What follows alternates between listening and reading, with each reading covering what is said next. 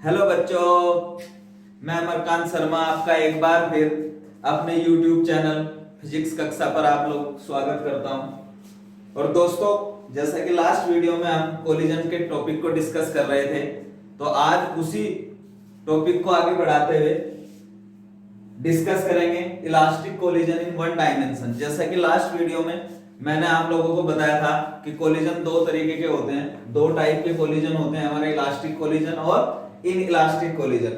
और elastic collision की दोस्तों खासियत ये होती है कि इसमें kinetic energy, momentum and total energy सब सारी चीजें कंजर्व रहती है। तो आज हम जो डिस्कस करने जा रहे हैं दोस्तों, वो है elastic collision in one dimension, और इसका दूसरा नाम है हेड ऑन कोलिजन, एक विमीय प्रत्यास्थ संकट। तो दोस्तों देखते हैं, एक सिचुएशन कंसीडर करेंगे, क्योंकि कोलिजन है तो मिनिमम दो चीजें हमें टकराने के लिए चाहिए। तो दो बॉडी कंसीडर करते हैं। सपोज करो मेरे पास दो बॉडी है दोस्तों, एक बॉडी है मास m1 की, इस टाइप की कोई बॉडी है, इसका मास m1 है और जो इसकी वेलोसिटी है ये u1 वेलोसिटी से चल रही है, और head on straight line motion है। आप वेक्टर भी लगा सकते हो, नहीं भी लगा सकते, क्योंकि स्ट्रेट लाइन है तो मैग्नीट्यूड और डायरेक्शन सेम ही, जो डायरेक्शन है वो हमें पता है x एक्सिस पे होगी या y एक्सिस पे। ये दूसरी बॉडी है दोस्तों, इसका मास m2 है और ये जो है ये u2 वेलोसिटी से मूव कर रही है एक स्ट्रेट लाइन में। और ये बॉडी सपोज करो कि u1 जो है वो u2 से बड़ा है, तो u1 ज्यादा तेजी से इसे क्या कर रही है, अप्रोच कर रही है। तो ये क्या कर रहा है, अप्रोच चल रहा है, एक दूसरे को क्या कर रही है दोस्तों, ये अप्रोच कर रही है। और कुछ देर बाद क्या होगा, u1 किससे टकराएगी, u2 से, यानी कि इन दोनों के बीच क्या होगा, इस तरीके से कुछ कोलिजन हो जाएगा। ये दो बॉडी होंगी दोस्तों, और इन दो बॉडी में कुछ इस तरीके से कोलिजन होगा, ये मास m1 और ये मास m2। तो कोलिजन के दौरान जब दो बॉडी आपस में टकराएंगे तो कोलिजन के दौरान जो सिचुएशन होगी वो कुछ इस तरीके की होगी। अब क्या होगा, जब कोलिजन होगा तो ये दोनों सेपरेट भी होंगी, अलग होंगी, टकराने के बाद अलग भी होती है बॉडी। तो ये कुछ फिर इस तरीके से चलेगी, टकराने के बाद ये बॉडी जो है मास m1 की ये ऐसे चलेगी। और अब क्या होगा कि जो टकराने के बाद वेलोसिटी क्या होगी दोस्तों, इनकी चेंज हो जाएंगी। सपोज करो कि टकराने के बाद इसकी वेलोसिटी जो मास m1 था, मास m1 की बॉडी थी, उसकी वेलोसिटी v1 होगी, और जो मास m2 की वेलोसिटी है टकराने के बाद, ये मास m2 है दोस्तों, इसकी वेलोसिटी जो है अब v2। तो ये आप कर सकते हैं v1 और v2। हो क्या रहा है हम ये देखने की कोशिश करेंगे। आपने पता है कि अगर दो बॉडी आपस में टकराती है, सपोज करो टकराने से पहले क्या हो रहा है, उस सिचुएशन को देखते हैं, टकराने से पहले चल क्या रहा है। जब कोई गाड़ी, सपोज करो मैं भी कार चला रहा हूं, एक दूसरा व्यक्ति भी कार चला रहा है, और मुझे उसमें टकराना है, तो मुझे अपनी कार की स्पीड पता होगी, और उस व्यक्ति को जिसमें मुझे टकराना है दोस्तों, उसे भी अपनी कार की स्पीड पता होगी। यानी कि टकराने से पहले मुझे भी पता है कि मैं अपनी कार 60 किलोमीटर प्रति घंटा की रफ्तार से चला रहा हूं, और जो व्यक्ति आगे जिसमें मुझे टकराना है उसे भी पता है कि वो 40 किलोमीटर प्रति घंटा की रफ्तार से चल रहा है। यानी कि इस आर्टिकल में, इस डेरिवेशन में क्या है, u1 भी पता होता है और u2 भी। जो बैठे कोलिजन से पहले दोनों को वेलोसिटी पता होती है, जब टकराते हैं उसके बाद ना तो पता टकराने के बाद मैं किस स्पीड से चलूंगा या किस वेलोसिटी से चलूंगा, ना दूसरे को पता होता है कि वो किस स्पीड से चलेगा या किस वेलोसिटी से चलेगा। तो वास्तव में इस डेरिवेशन में हमें निकालना क्या है, एक तो v1 निकालना है और दूसरा v2 निकालना है। तो दोस्तों v1 और v2 की कैलकुलेशन हमें करनी है। यानी कि ये सिचुएशन कब है, ये सिचुएशन है दोस्तों बिफोर कोलिजन, बिफोर कोलिजन, यानी कि संघर्ष से पहले की स्थिति कुछ ऐसी है। और ये स्थिति क्या है, ड्यूरिंग कोलिजन। ये कब हो रहा, ड्यूरिंग कोलिजन, कोलिजन के दौरान कुछ ऐसा हो रहा होगा। और ये क्या है, आफ्टर कोलिजन, ये स्थिति कब है इसकी, आफ्टर कोलिजन। तो ये हमें तीनों स्थिति पता लगी, और डेरिवेशन में हमने क्या निकालना है, वेलोसिटी आफ्टर कोलिजन। तो वेलोसिटी आफ्टर कोलिजन के लिए कुछ रिजल्ट ट्राई करते हैं दोस्तों। जब भी आप कोलिजन की प्रॉब्लम कर रहे हो, चाहे वह आप किसी कंपटीशन की प्रॉब्लम कर रहे हो, चाहे आप सिंपल डेरिवेशन कर रहे हो, या कुछ भी कर रहे हो, या कोई क्वेश्चन सोल्व कर रहे हो, तो हमेशा याद रखेंगे जब भी कोलिजन है तो इलास्टिक कोलिजन है तो उसमें काइनेटिक एनर्जी भी कंजर्व रहती है, उसमें मोमेंटम भी कंजर्व रहता है, उसमें टोटल एनर्जी भी कंजर्व रहती है। तो जब भी हम कोलिजन के क्वेश्चन करते हैं या कोलिजन से रिलेटेड कोई डेरिवेशन करते हैं तो हमेशा कंजर्वेशन लॉ से उसे स्टार्ट करते हैं। तो जैसे यहाँ मैं सब कुछ हमें पता है v1 और v2 निकालना है, तो सब जब भी डेरिवेशन की शुरुआत करेंगे तो सबसे पहले क्या करेंगे, कंजर्वेशन लॉ लगाएंगे। तो नाउ हमेशा लिखेंगे नाउ अप्लाइंग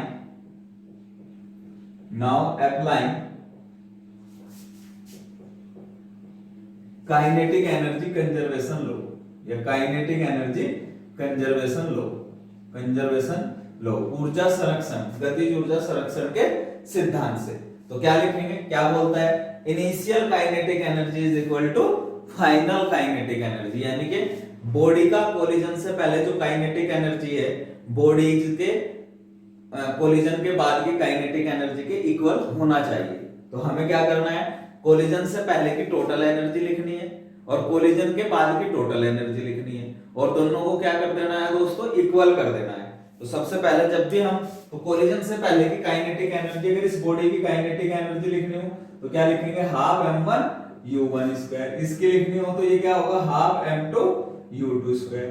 तो पहली बॉडी की काइनेटिक एनर्जी कितनी है कोलिजन से पहले, हाफ m1 u1 स्क्वायर, और दूसरी बॉडी की काइनेटिक एनर्जी क्या है दोस्तों, हाफ m2 u2 स्क्वायर, क्योंकि इसकी वेलोसिटी क्या है, u2 है। तो कोलिजन से पहले जो टोटल एनर्जी होगी वो क्या होगा, इन दोनों का सम होगी। तो लिख देंगे कोलिजन से पहले कितना, half m1 u1 square plus half m2 u2 square, this is equal to final kinetic energy. Final देखें तो इस बॉडी की काइनेटिक एनर्जी कितनी, हाफ m1 v1 स्क्वायर, इसकी कितनी, हाफ m2 v2 स्क्वायर। तो आप समझ रहे, कोलिजन के बाद पहले जिसका मास m1 है उस बॉडी की जो वेलोसिटी है वो कितनी है, v1। तो इसलिए इसकी काइनेटिक एनर्जी कितनी होगी, हाफ m1 v1 स्क्वायर, और कोलिजन के बाद दूसरी जिस बॉडी का मास m2 है उसकी वेलोसिटी v2 है, तो इसकी काइनेटिक एनर्जी कितनी होगी दोस्तों, हाफ m2 v2 स्क्वायर। तो इसका मतलब आफ्टर कोलिजन कितनी बनेगी टोटल का, half m1 v1 square plus half m2 v2 square. Equation number 1 लिख सकते हैं। तो हमें काइनेटिक एनर्जी कंजर्वेशन अप्लाई कर दिया। दूसरा कौन सा कंजर्वेशन लॉ हो सकता है, टोटल एनर्जी वाला भी हो सकता है और मोमेंटम। एनर्जी वाला लग गया, अब किसे लगाएंगे, हमेशा मोमेंटम कंजर्वेशन। दूसरा, जब भी आप कोलिजन की प्रॉब्लम डिस्कस करोगे तो हमेशा दो लॉ याद रखने हैं दोस्तों, काइनेटिक एनर्जी कंजर्वेशन और दूसरा क्या अप्लाई करना है, मोमेंटम कंजर्वेशन। तो हम दूसरा क्या, applying momentum conservation, applying momentum conservation law, applying momentum conservation law. अब दूसरा नियम दोस्तों किसका है, कंजर्वेशन कौन सा नियम लगाना है, मोमेंटम। अब क्या करना है, कोलिजन से पहले का मोमेंटम क्या बोलता है, initial momentum is equal to final momentum. तो इनिशियल मोमेंटम कौन सा होगा, कोलिजन के पहले का मोमेंटम, और कोलिजन के बाद का मोमेंटम। इसका वेलोसिटी आपने पता है u1 है, तो इसका मोमेंटम कितना होगा, m1 u1, इसका कितना होगा, m2 u2। तो टोटल मोमेंटम, क्योंकि एक ही direction, momentum is a vector quantity, momentum एक वेक्टर क्वांटिटी है, तो उसमें डायरेक्शन भी देखना पड़ेगा। अगर दो वेक्टर सेम डायरेक्शन में हो तो उन्हें डायरेक्ट जोड़ देते हैं, क्योंकि सेम ही डायरेक्शन है, रिजल्टेंट की डायरेक्शन भी क्या आनी है, सेम ही आनी है। तो इसका मतलब ये है कि हम, क्योंकि एक ही डायरेक्शन में चल रहे हैं, तो जो रिजल्टेंट मोमेंटम होगा वो दोनों का क्या होगा, वेक्टर सम, लेकिन दोनों के एक ही डायरेक्शन में, तो सिंपल मैग्नीट्यूड लिख दिया। आफ्टर लिखना होता है m1 v1 plus m2 v2, क्योंकि हेड ऑन कोलिजन है तो कोलिजन के बाद भी वो सेम लाइन पे चलेंगे। किस वेलोसिटी से सेपरेट होंगे, इन दोनों की जो रिलेटिव वेलोसिटी होगी। तो आगे बढ़ते हैं दोस्तों, ये इक्वेशन नंबर 2। तो हमारे पास दो इक्वेशन बन गई, निकालना क्या है, v1 और v2। वेरिएबल भी दो हैं, इक्वेशन भी दो हैं, तो इनके लिए हम इन्हें सोल्व कर सकते हैं दोस्तों। तो हमें अब दो इक्वेशन है हमारे पास, दो ही वेरिएबल है, तो उनके लिए हमें इन इक्वेशन को सोल्व करना पड़ेगा। तो लिखेंगे फ्रॉम इक्वेशन फर्स्ट, सोल्व करते हैं फ्रॉम फर्स्ट इक्वेशन फर्स्ट। तो इक्वेशन फर्स्ट में क्या है, आपने सिंपल क्या करना है कि एक जैसे लोगों को एक तरफ रख देना है और एक जैसे लोगों को एक तरफ रख देना है। अब देखो यहाँ पे ये क्या है, यहाँ भी m1 है और इधर भी m1 है, तो m1 वालों को एक तरफ लियो और m2 वालों को एक तरफ लियो इक्वेशन फर्स्ट में। तो क्या बनेगा, जब आप m1 वालों को एक तरफ लाओगे तो मैं हाफ m1 इसमें से भी और इसमें से भी क्या ले सकता हूं, कॉमन। तो अंदर क्या बचेगा ब्रैकेट में, u1 स्क्वायर माइनस कितना, v1 स्क्वायर। एक इक्वेशन ये बनेगी। दिस इज इक्वल टू, अब इधर ये m2 है, इसे इधर ले जाओ तो ये कितना बनेगा, यहां से क्या कॉमन लो, हाफ m2। तो ये कितना बनेगा दोस्तों, v2 square minus u2 square. कुछ ऐसी इक्वेशन आ जाएगी और हाफ से हाफ भी कैंसिल हो जाएगा यहां से। तो क्या मिलेगा, ये m1 u1 square minus v1 square. This is equal to m2 v2 square minus u2 square. Equation number 1 लिख सकते हैं। इक्वेशन नंबर 3, ये 3 आ गया हमारे। हमने क्या किया, इक्वेशन 1 ली, m1 वाली टर्म को एक तरफ कर दिया और m2 वाली टर्म को एक तरफ कर दिया और फिर कुछ इक्वेशन इस तरीके की बन गई। अब फ्रॉम टू सेकंड इक्वेशन से ले सकते हैं दोस्तों। अगर मैं सेकंड इक्वेशन करूं फ्रॉम इक्वेशन नंबर 2, अगर मैं 2 से पहुंचूं तो 2 में क्या होगा, फिर वही m1 वाले एक तरफ और m2 वाले एक तरफ। तो क्या मिलेगा यहाँ से, m1 यहाँ से मिलेगा u1 minus v1 is equal to m2 v2 minus u2। तो आप देख रहे ये इक्वेशन नंबर क्या हो जाएगी, 4। तो आप देख रहे दोस्तों, मैंने इस इक्वेशन में क्या किया, m1 वालों को एक तरफ लिया और m2 वालों को एक तरफ कर लिया। तो अब यहां से पढ़ते हैं दोस्तों। अब क्या करें, इक्वेशन 3 को 4 से क्या कर देते हैं, डिवाइड कर देते हैं। तो डिवाइड, कुछ एक रिजल्ट लाने के लिए डिवाइड 3 बाई 4।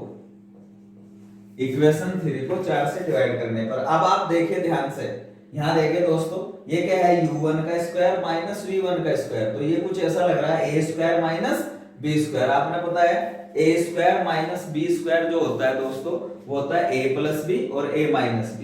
तो यहाँ क्या बनेगा, u1 plus v1 and u1 minus v1। तो मैं डायरेक्ट लिखता हूं इसे। तो जब डिवाइड करेंगे तो m1 तो एज इट इज और u1 square minus v1 square क्या बनेगा, u1 प्लस v1। एक बात तो ये बनेगी और एक बनेगा u1 माइनस v1। और अपॉन किसे करना है मुझे, इधर डिवाइड करना, तो m1 upon u1 minus v1। This is equal to, यहां पे क्या बना दोस्तों, m2 into u2 sorry v2 plus u2 into v2 minus u2 upon कितना, m2 upon v2 minus u2। तो आप देख रहे ये वाला इससे कैंसिल, m2 से m2 कैंसिल, ये यहां से कैंसिल हो गया, m1 से m1। तो क्या बचा, सो कितना आया, u1 plus v1 is equal to v2 plus u2। Equation होगी u1, फिर वही काम करेंगे, u1 को u वालों को एक तरफ ले लेंगे और v वालों को एक तरफ। तो यहां से क्या बचेगा दोस्तों, u1 minus u2 this is equal to v2 minus v1। तो एक इक्वेशन बन गई है। इस इक्वेशन का नाम रख देते हैं इक्वेशन नंबर 5, ये होगी 5। तो अगर इसे ध्यान से देखें तो ये क्या है, इन पर थोड़ा सा डिस्कशन करते हैं दोस्तों। ये ध्यान से देखने वाली चीज है। वो कैसे देखेंगे इसे, तो आपने कभी ऐसे पढ़ा होगा 11th क्लास में, जब आप 11th क्लास में होंगे तो कुछ ऐसा लिखते थे, एक चीज ये क्या है, ऐसे लिख देते हैं, दो ऑब्जेक्ट हैं और भी, अगर वो कुछ वेलोसिटी से चल रहे हैं, जैसे ये कोई a था, ये कोई b था, ये इसकी वेलोसिटी va है और इसकी वेलोसिटी vb है। अगर मुझे vab इसके रेस्पेक्ट में इसकी वेलोसिटी निकालनी हो तो उसे vab लिखते थे, या b की वेलोसिटी इसके रेस्पेक्ट में निकालनी हो तो ये पढ़ते कैसे हैं, velocity of a with respect to b, a के सापेक्ष velocity of a with respect to b, यानी कि b के सापेक्ष a का वेग, यानी कि b पे अगर हम बैठ जाएं, अगर ये किसी वेलोसिटी vb से चल रहा है या ये किसी वेलोसिटी va से चल रहा है, तो अगर मैं b पे बैठ के a की वेलोसिटी ऑब्जर्व करना चाहूंगा तो वो वेलोसिटी कितनी होगी, vab, यानी कि velocity of a with respect to b, यानी कि ऑब्जर्वर कौन है, ba, और देख किसे रहा a को, तो उसकी वेलोसिटी कैसे पढ़ेंगे, वेलोसिटी ऑफ a, मैं वैसे ही समझा रहा हूं आप लोगों को, basic velocity of a with respect to b, ये ऐसे पढ़ते हैं दोस्तों, velocity of a with respect to b। या इसे पढ़ना हो तो क्या पढ़ेंगे, velocity of b with respect to a, जिसके रेस्पेक्ट में पढ़ते हैं वो ऑब्जर्वर होता है, और जिसकी वेलोसिटी निकाल सकते हैं वो ऑब्जेक्ट होता है। तो मुझे किसकी वेलोसिटी पढ़नी है, बी की, किसके रेस्पेक्ट में, ए के, यानी कि मैं जो ऑब्जर्वर है वो ए है, यानी कि कोई अगर ये कार है तो ऑब्जर्वर कार में बैठा हुआ, ए कार में बैठा हुआ व्यक्ति है। अगर यहां से देखना तो ऑब्जर्वर कौन है, बी, किसकी वेलोसिटी देखना चाहता है, ए की, तो ए क्या है बी के लिए, ऑब्जेक्ट। तो ऑब्जेक्ट की जो वेलोसिटी है वो ऐसे निकालते हैं, और इसे लिखते कैसे हैं, वी ए बी, फिर जो हम है फिर इसे लिखते थे V A minus V B. अगर इसे ऐसे लिख दूं V12 this is equal to V1 minus V2, या V21 this is equal to V2 minus V1। तो दोस्तों देखना जरा, अगर ये जो हम 11th क्लास में या 11वीं क्लास में पढ़ के आए हैं दोस्तों, ये कुछ ऐसा ही नहीं लिख रहा है, लिख रहा है नहीं, तो वास्तव में क्या है, U1 माइनस U2 क्या है, U12 this is equal to ये क्या है, V21। ये क्या है, velocity of 1 with respect to 2, और ये क्या है, velocity of 2 with respect to 1, यानी कि 2 की वेलोसिटी 1 के रिस्पेक्ट में क्या है, और 1 की वेलोसिटी 2 के रिस्पेक्ट में क्या है। जरा यहां से देखें इसे, तो U1 की velocity of 1 with respect to 2, यानी कि हम यहां से ये व्यक्ति से देख रहा कि ये से टक्कर मारने कितनी तेजी से आ रहा है। तो वास्तव में U1 और 1 2 क्या है, वेलोसिटी ऑफ अप्रोच है, यानी कि U1 U2 को कितनी तेजी से पकड़ रहा है, कितनी तेजी से उसके पास आ रहा है, या तो U1 क्या कर रहा है, U2 को अप्रोच कर रहा है। तो दोनों की जो रिलेटिव वेलोसिटी है U12 वो क्या है, वास्तव में वेलोसिटी ऑफ अप्रोच, किस वेलोसिटी से वो एक दूसरे को अप्रोच कर रहे हैं। 2 वाला जो देख रहा है अच्छा ऐसे वापस आ रहा है, तो जो सॉरी मेरे पास आ रहा है, तो वो जितनी तेजी से पास आएगा वो क्या है, अप्रोच कर रहा है। तो इसका मतलब U1 minus U2 is nothing but velocity of approach before collision. तो कोलिजन से पहले की U1 माइनस U2 क्या है, वेलोसिटी ऑफ अप्रोच है। और ये क्या है, V21 देखिए, V2 माइनस V1, अब ये किसकी है, velocity of 2 with respect to 1, यानी कि 1 देखना है कितनी तेजी से आगे जा रहा है। अगर ये आगे जा रहा है तो दोनों एक दूसरे से क्या होते जा रहे हैं, दूर, और दूर को बोलते हैं सेपरेट होते जा रहे हैं, सेपरेशन हो रहा। तो वास्तव में क्या है, relative velocity of 2 with respect to 1, यानी कि 1 जो देख रहा है कि दूसरे वाला मेरे से कितनी तेज आगे भाग रहा है, मेरे से कितना दूर होता जा रहा है, तो ये वास्तव में क्या है, वेलोसिटी ऑफ सेपरेशन, यानी कि दोनों के बीच क्या बढ़ती जा रही है, दूरियां बढ़ती जा रही है। तो यानी कि मैं इसे क्या बोल सकता हूं, V2 माइनस V1 को velocity of separation after collision. तो आप यहां से एक रिजल्ट निकाल सकते हैं दोस्तों, उम्मीद है समझ में आया होगा। तो ये जो रिजल्ट है, ये एक रिजल्ट निकाल सकते हो कि इलास्टिक कोलिजन में वेलोसिटी जो अप्रोच है वो किसके इक्वल है, वेलोसिटी ऑफ सेपरेशन के। तो आप लिख भी सकते हैं, so in elastic collision, in elastic प्रत्यास्थ संघटन, इन इलास्टिक कोलिजन वेलोसिटी ऐसे लिख दोगे, इसे बड़ा बड़ा सा, velocity of approach APPROCH is equal to velocity of separation, यानी कि जितनी तेजी से में एक दूसरे को अप्रोच करेंगे हमेशा उतनी ही तेजी से वो एक दूसरे से सेपरेट हो जाएंगे, एक दूसरे से अलग हो जाएंगे कोलिजन करने के बाद। तो ये बहुत इंपॉर्टेंट रिजल्ट है दोस्तों, याद रखेंगे। तो ये एक रिजल्ट जो हमें ड्राइव करना होता है, हमेशा याद रखेंगे। इलास्टिक कोलिजन का मोस्ट इंपॉर्टेंट रिजल्ट है कि वेलोसिटी ऑफ सेपरेशन और वेलोसिटी ऑफ अप्रोच हमेशा एक दूसरे के इक्वल रहते हैं। लेकिन हमें ये तो नहीं हमारा टारगेट है इस डेरिवेशन का, हमें निकालना क्या है, फाइनल वेलोसिटी, यानी कि V1 और V2। तो अब निकालते हैं, अब हेडिंग डाल देंगे एक छोटा सा इसी डेरिवेशन में। तो वेलोसिटी आफ्टर कोलिजन, तो वेलोसिटी आफ्टर कोलिजन हमें निकालना है दोस्तों, और उसे निकालने के लिए मुझे क्या करना पड़ेगा, V1 और V2 निकालने पड़ेंगे। तो मुझे कहां से देखना पड़ेगा, V1 और V2 आ सकते हैं फ्रॉम इक्वेशन 5, तो यहीं रखेंगे। नाउ फ्रॉम 5, तो अगर दोस्तों मुझे V1 निकालना है तो किसी न किसी इक्वेशन से क्या करना पड़ेगा, इस इक्वेशन में या इस इक्वेशन में एक चीज को गायब करना पड़ेगा, और उसके लिए इक्वेशन 5 से अगर मैं V2 की वैल्यू 4 में रख दूंगा तो यहाँ पे क्या बचेगा, सारे पे V1, तो मेरा क्या आ जाएगा, V1। तो लिखो फ्रॉम 5 क्या लिख सकते हैं, U1 V2 is equal to इधर ये माइनस का, तो इधर जाके क्या हो जाएगा, प्लस का, U1 minus U2 plus V1। तो V2 की अगर ये value this is equation number 6। तो अगर इक्वेशन 6 V2 की वैल्यू को अगर मैं यहाँ पे रख दूं इक्वेशन 3 में, सॉरी इक्वेशन 4 में, तो क्या मिल जाएगा मुझे? V1 मिल जाएगा। कैसे? देखो पुटिंग 6 इन 4, समीकरण 6 को समीकरण 4 में रखने पर इक्वेशन को, तो कैसे रखेंगे? जहां V2 होगा ये M1 एज इट इज, यहाँ पे क्या है U1 और V1, तो U1 minus V1 as it is इस इक्वेशन में। फिर यहाँ क्या है दोस्तों? M2, this is equal to M2 into V2 की जगह क्या रख दूं? U1 minus U2 plus V1, और फिर क्या मिलेगा? Minus U2।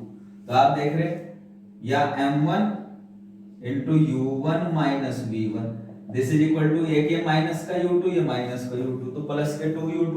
तो यहां से क्या लिख सकता हूं दोस्तों? M2 into U1 plus V1 minus 2U2।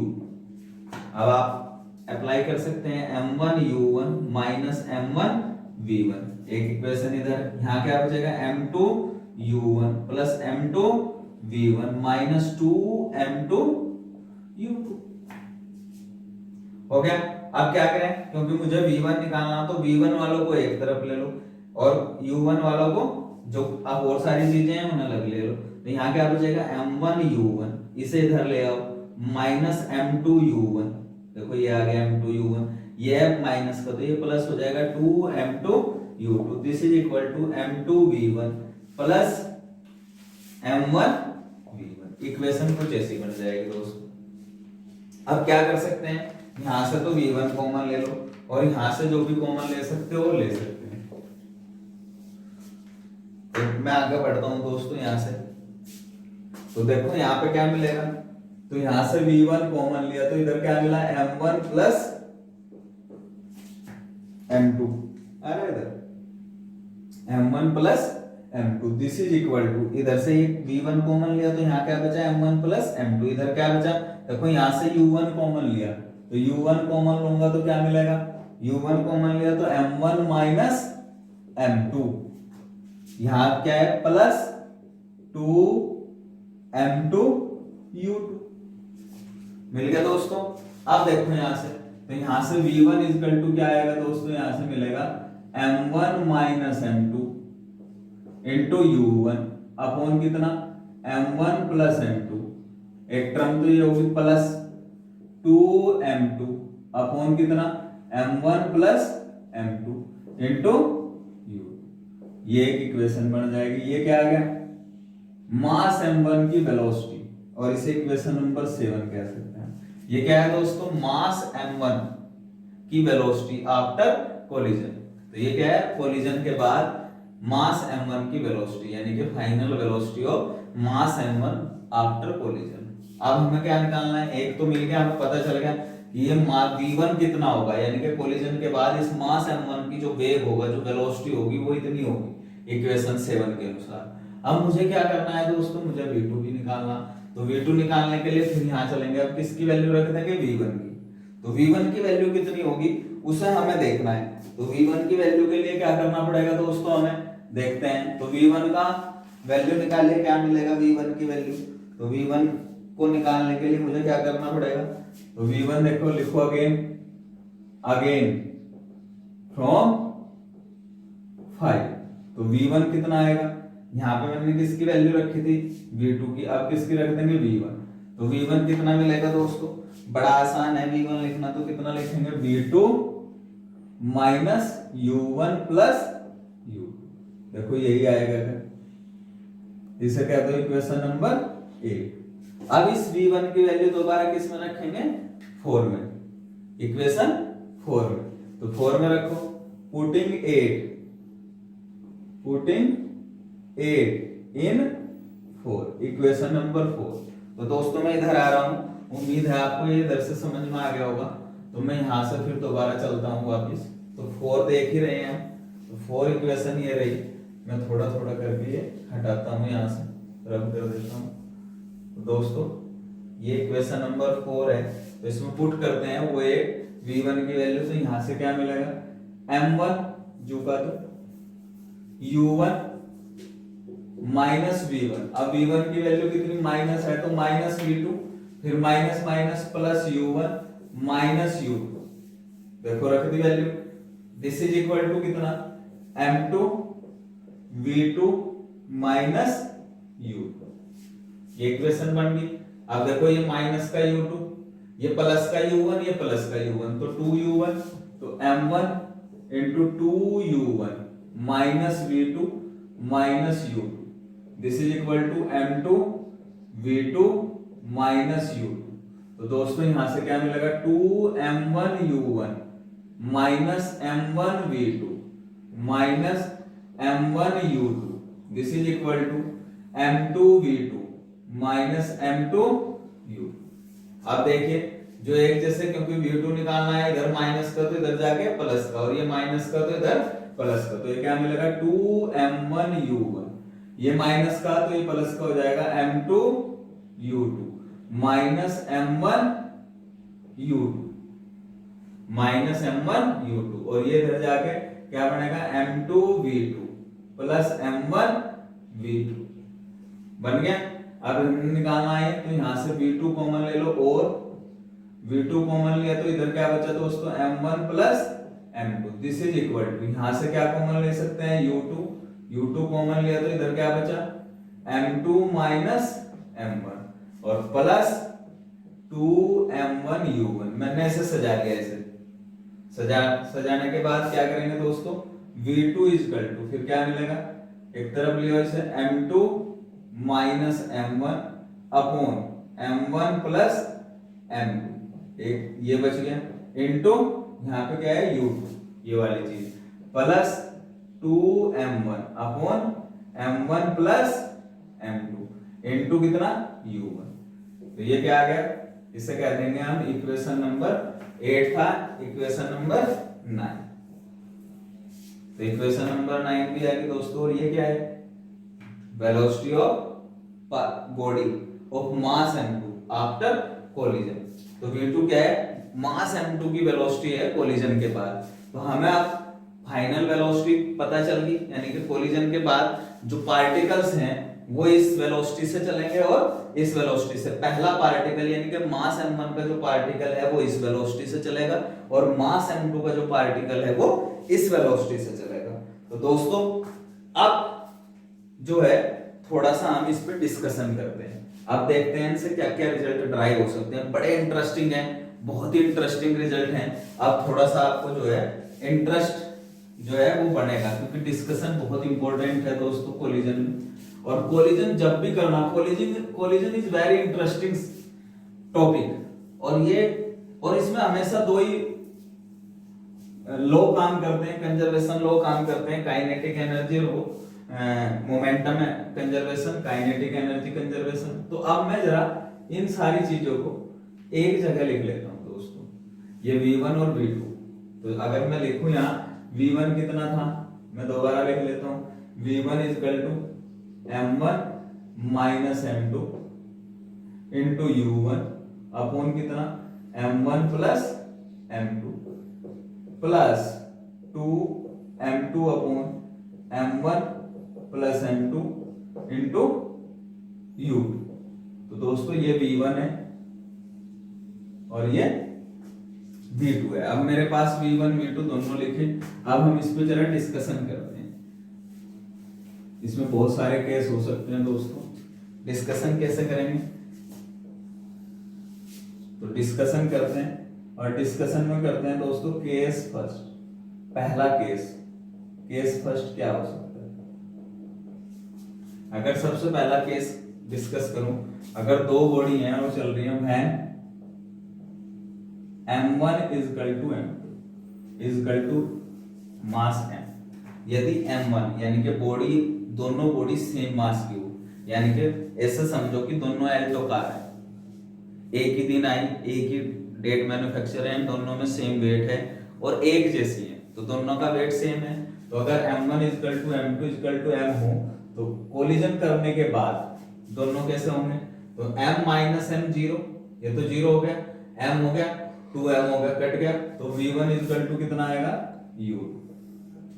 यहां से आप देख रहे हैं V1 में ये कंडीशन लगाओ, दोनों को इक्वल रखो तो u1 equal to v2 and v2 equal to, देखो ये 0 हो गया तो u2 खत्म हो गया और ये 2m से 2m कट जाएगा तो v2 इक्वल टू u1। तो इसका मतलब क्या है, इसका मतलब समझने की कोशिश करते हैं दोस्तों। ये क्या है, ये v1 है। v1 क्या है, v1 को मैं लिख देता हूं वेलोसिटी ऑफ मास m1। कब, आफ्टर कोलिजन, आफ्टर कोलिजन। और ये क्या है u2, velocity of mass m2 before collision, before collision. और v2 क्या है, velocity of mass m2 after collision. और u1 क्या है, दोबारा फिर देख लेते हैं, velocity of mass m1 before collision. तो आप देख रहे हैं कि जो v1 है वो किसके इक्वल हो गया, u2 के। यानी कि अब जो है, जो यानी कि मास m2 की वेलोसिटी थी कोलिजन से पहले, कोलिजन के बाद वो मास m1 की वेलोसिटी बन जाए। कोलिजन से पहले किसकी वेलोसिटी थी, मास m2 की, लेकिन कोलिजन करने के बाद वो किसके बराबर होगी, मास m1 की वेलोसिटी के इक्वल होगी। ऐसे ही u1 किसकी वेलोसिटी थी, मास m1 की, कोलिजन के बाद वो किसकी होगी, मास m2 की। तो इसका मतलब ये है कि अगर दो सेम मास की बॉडी आपस में टकराएं, आपस में कोलिजन करें, आपस में संघट करें, तो संघट के बाद क्या होता है, जो पहले पार्टिकल की वेलोसिटी है वो दूसरे पार्टिकल की हो जाए और जो दूसरे पार्टिकल की वेलोसिटी है वो पहले पार्टिकल की हो जाए। यानी कि आपस में दोनों क्या करें, ऐसे ऐसे समझिए कि दो व्यक्ति खड़े और आपस में मिले, एक दूसरे ने एक दूसरे की जेब में हाथ निकाला और एक दूसरे के पैसे निकाल लिए, यानी कि उसके पैसे मेरे हो गए और मेरे पैसे उसके हो गए। सिंपल सिंपल ऐसे समझिए। यानी कि हमने क्या किया, दो व्यक्ति मिले, दो कारें आ रही थी सेम वेट की, उन्हें आपस में टकराई, तो जो पहले वाले की वेलोसिटी थी वो दूसरे वाले की होगी और जो दूसरे वाले की वेलोसिटी थी वो पहले वाले की होगी। तो ये आप ध्यान रखेंगे। तो यहाँ क्या होगा, व्हेन, तो कैसे लिखोगे, इन दिस केस व्हेन, ऐसे लिखोगे when the bodies of same mass colliding each other, जब दो समान मास की बॉडी एक दूसरे के साथ कोलिजन करती है, देन देयर वेलोसिटीज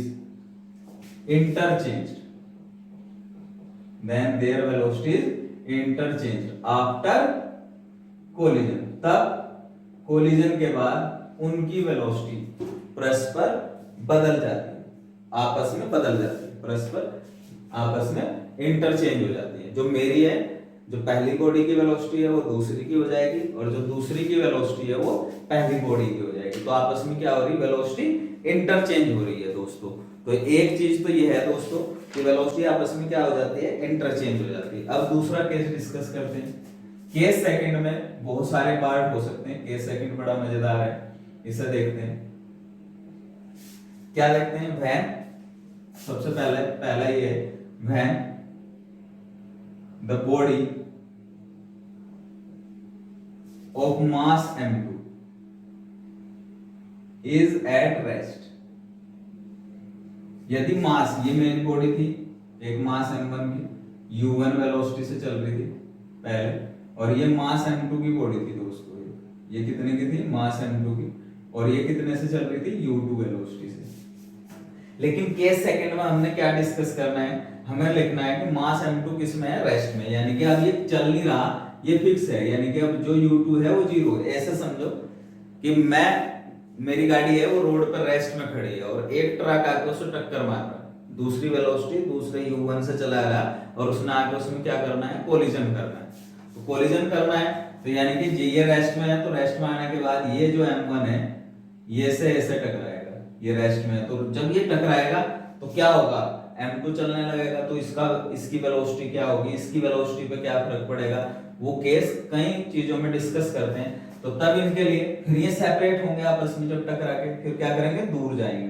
तो दूर जाने पे सबसे पहले v1 और v2 देखते हैं। देन तब v1 कितना होगा, अगर u2 रेस्ट में है तो u2 की वजह से ये टर्म 0, क्योंकि अब तो दूसरा पार्टिकल रेस्ट में है, तो ये टर्म जीरो होगा। तो v1 कितना मिलेगा दोस्तों, m1 minus m2 upon m1 plus m2।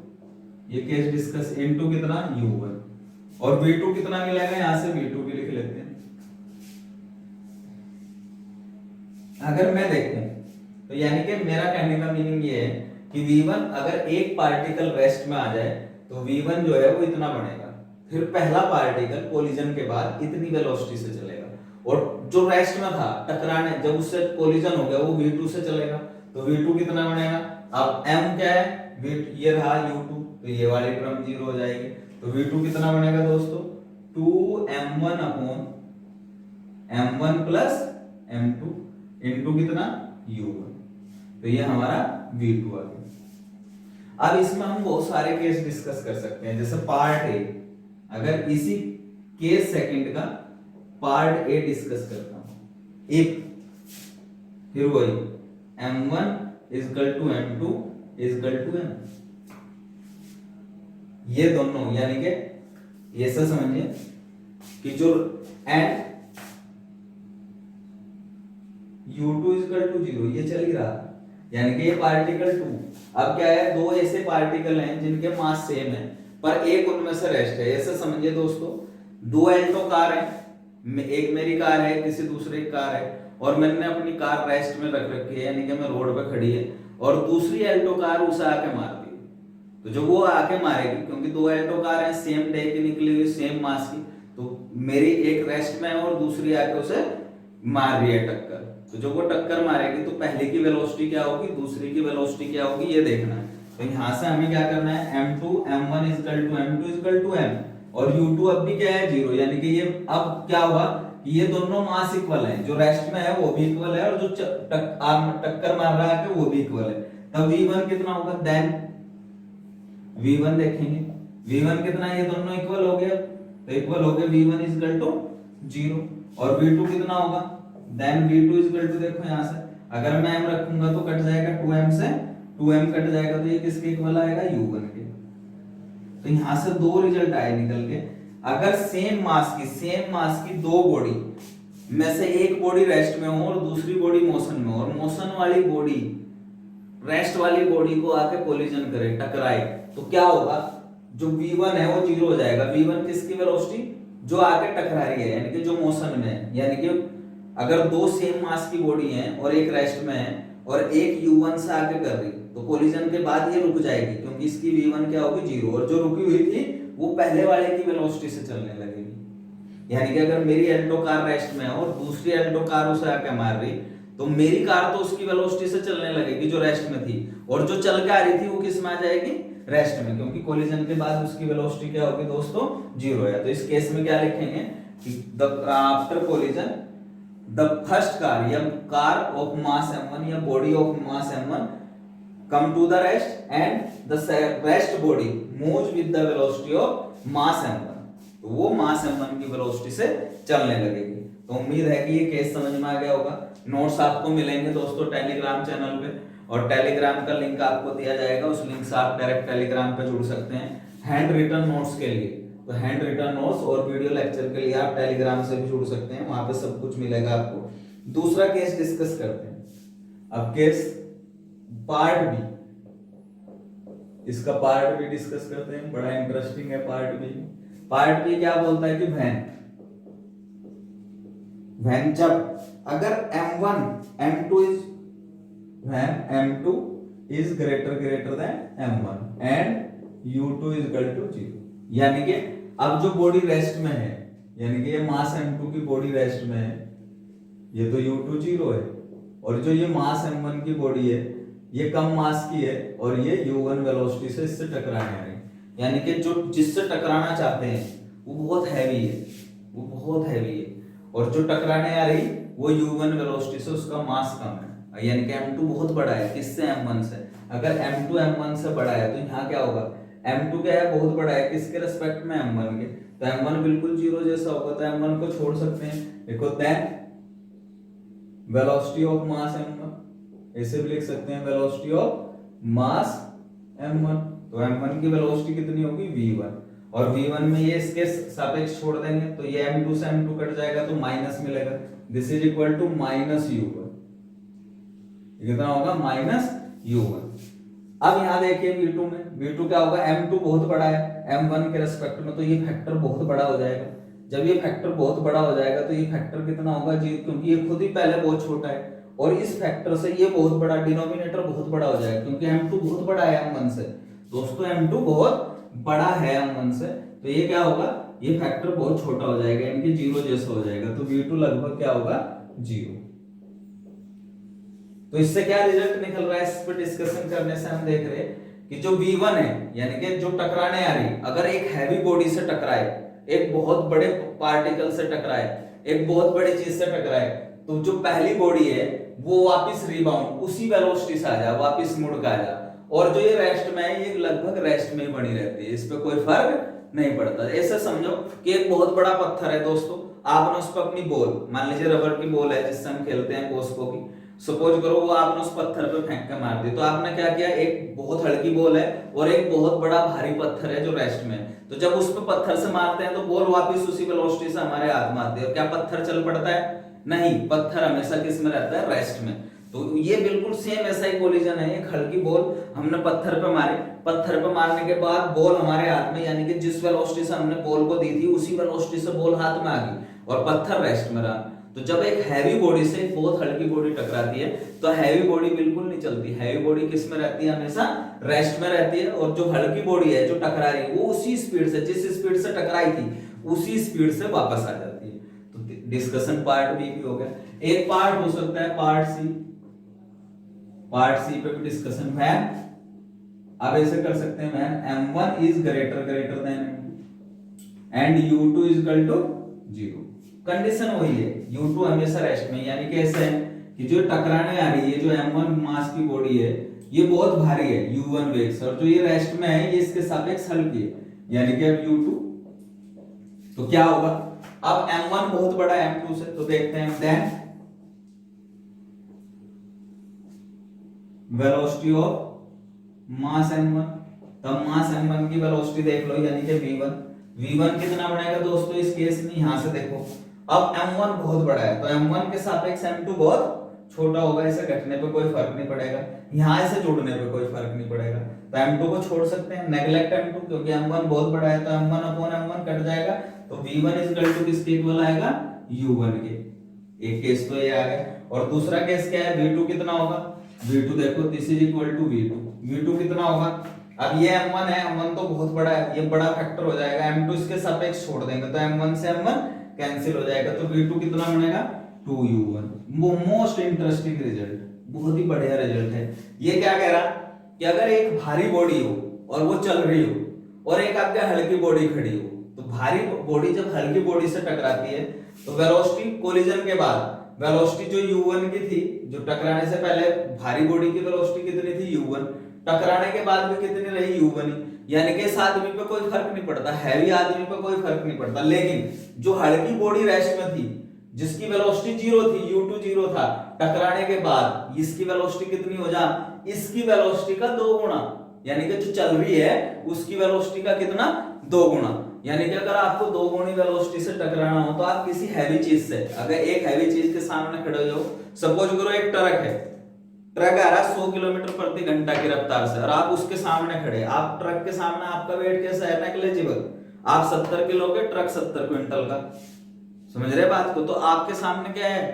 Truck का वेट बहुत ज्यादा है और वो सपोज करो 100 किलोमीटर प्रति घंटा की रफ्तार से आ रहा है, आके आपसे टकरा गया, तो जैसे ही आपसे टकराएगा तो ट्रक की वेलोसिटी पे कोई फर्क नहीं पड़ता, ट्रक अपनी 100 से ही चलेगा, लेकिन आपकी वेलोसिटी कितनी हो जाएगी? 200 किलोमीटर प्रति घंटा। तो दोस्तों ज्यादा स्पीड से चल रहा हो तो ट्रक के साथ टकराइए हमेशा के लिए। तो आप, अगर आपने जल्दी कहीं पहुंचना हो इस दुनिया से दूर, तो आप 200 किलोमीटर प्रति घंटा, 500 किलोमीटर प्रति घंटा की एक हैवी गाड़ी से टकराइए, तो आपकी स्पीड कितनी होगी? 1000 किलोमीटर प्रति घंटा, यानी कि उस स्पीड का 2 गुनी, और उस पर कोई फर्क नहीं पड़ता, छोटी मोटी चीज में टकरा के ट्रक पे कोई फर्क नहीं पड़ता। तो दोस्तों ये डिस्कशन है हमारा पूरा टोटल, और ये elastic collision in one dimension मैंने डिस्कस कर दिया, और इसके बाद मैं एक क्वेश्चन निकालूंगा, मेरिट जो है हमारी यूनिवर्सिटी में कई बार आ चुका, साढ़े लॉन्ग क्वेश्चन में, तो ये क्वेश्चन अभी जो है मैं इसके बाद डिस्कशन करूंगा और उसके बाद चलेगा inelastic collision and then collision in 2 dimension. तो दोस्तों आज का वीडियो यहीं समाप्त करते हैं। Thank you so much. अगर आपको वीडियो पसंद आए तो लाइक कीजिएगा, शेयर कीजिएगा, सब्सक्राइब कीजिएगा। Thank you so much.